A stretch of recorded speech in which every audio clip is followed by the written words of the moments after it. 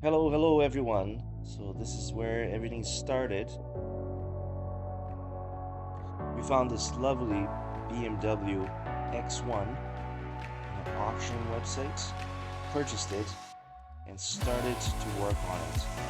Only problem is missing the whole front end.